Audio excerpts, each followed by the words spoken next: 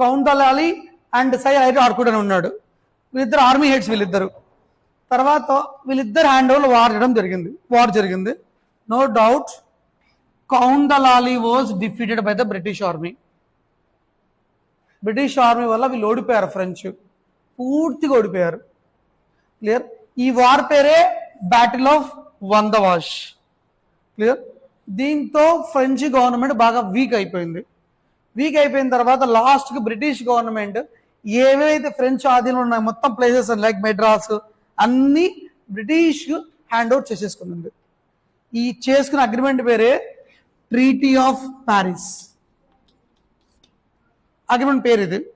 So this is the final Anglo Carnatic wars.